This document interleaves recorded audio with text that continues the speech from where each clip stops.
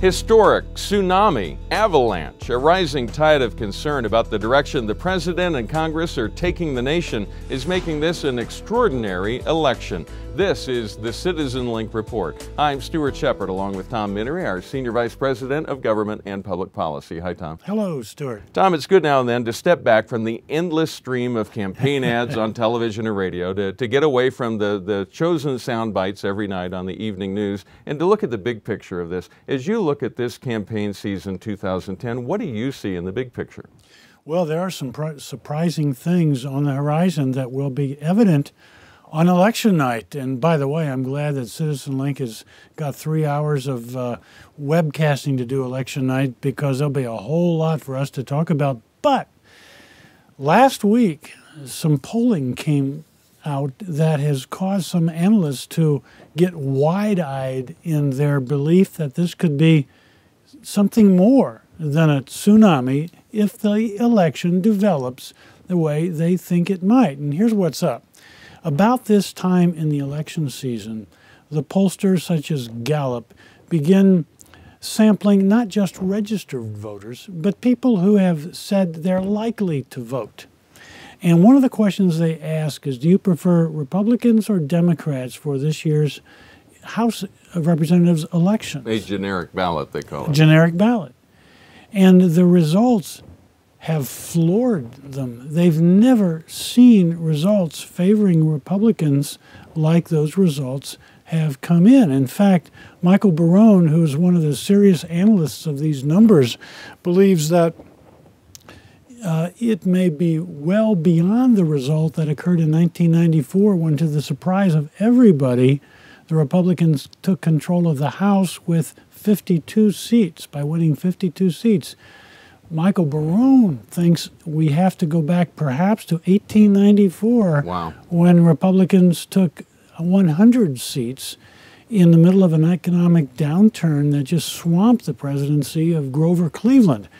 Now, who knows? It may happen, it may not happen. It depends on whether there is a low turnout. In other words, this scenario is based on a low turnout. If so many Democrats are dispirited that they do not come out, and if so many Republicans and conservatives are energized that they do come out, that's the disparity that will provide that result that Michael Barone believes may be in the offing. We were amused today as we had our morning story meeting. There was a poll out that talked about how conservatives are angry about what's going on in the country.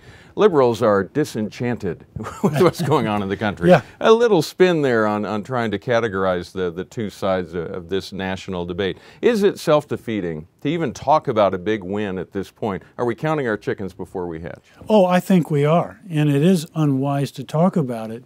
However, the reason to bring it up is that this may be an historic election, and it is not one that anybody wants to sit out. There are plenty of good candidates running up on top of the ballot and all the way down the ballot.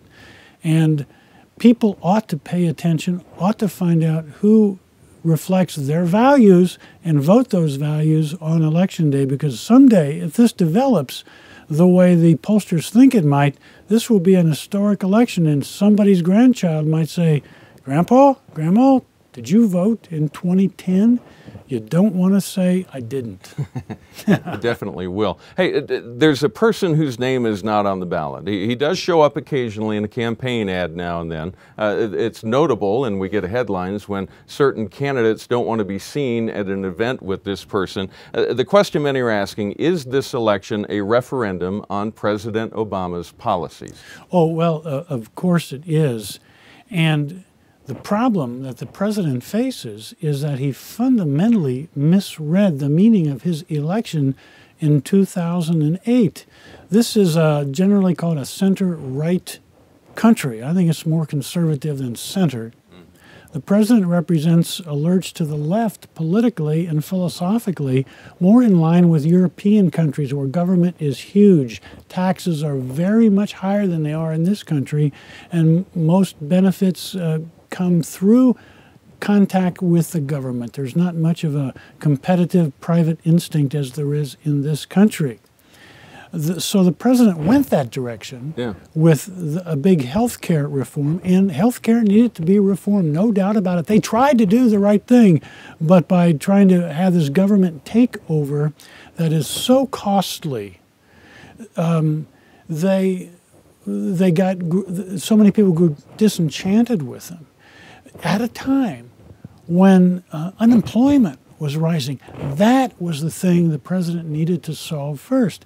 And you remember with the stimulus, he did try. With the stimulus, he said, if we do not pump money into the economy, the unemployment rate will go up to 9%. If we do pump money into the economy with the stimulus, it will stay down around 8%. Well, we did. Nearly $1 trillion. And the unemployment rate today is 9.6, higher than he predicted if we did nothing. And it has actually come down from its height of over 10%. And if you add in people who've given up looking for jobs, it's, I've heard, somewhere around 17%. That's right. And so the stimulus did not work as intended. What we're left with is a $1 trillion deficit. And that is the problem. That has caused a lot of the disenchantment. I've been especially interested when we had the stimulus bill passed. The word was, it's got to pass now. We've got to do this immediately. We can't wait. We don't even have time to debate this thoroughly. But then when you get into the nuts and bolts of it, most of the money got spent this year, not last year. They loaded it into the election year to try to have an influence on the election. But guess what? As you mentioned, unemployment still in the 9.5%, 9.6% range. One of the reasons was that the president directed a lot of that money toward public school teachers, toward keeping cops on the beat. And that was good, but it was a one-year deal.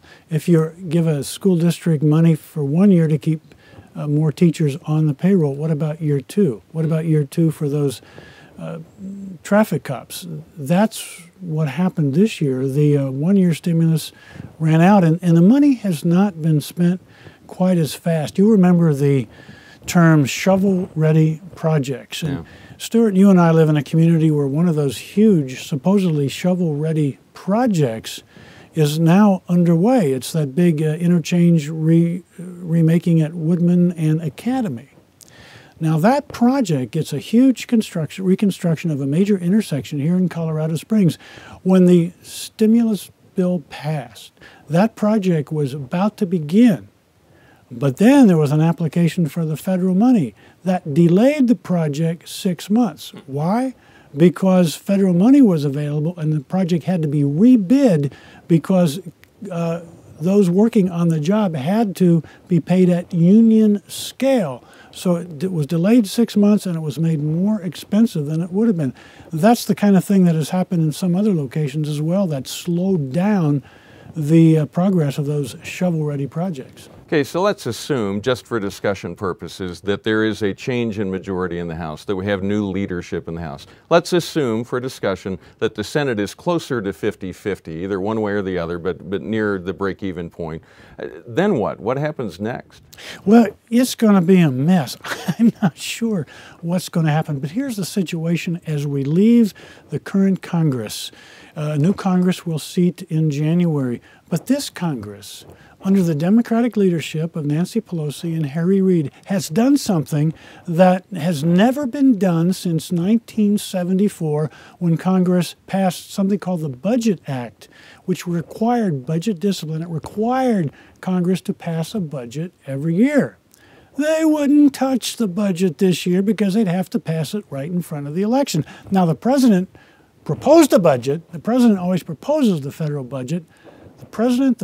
The budget proposed by the president early this year was an increase of nearly 30%. Wow. In order to accommodate all the extra spending that's coming. There is no way that people are going to pass a 30% increase in a federal budget and then run for re-election. So they just sort of skulked out of town to go campaign for re-election and sort of ignored the budget.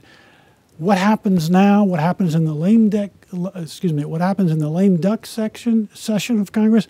I do not know, but it's going to be a mess. All right. And so in the coming year, I mean, there are hopes to get some things repealed or turned around, but it's going to be a tough fight. I mean, it's going to be an uphill battle. If that tsunami plus election happens, Republicans will be in control of both the House and the Senate.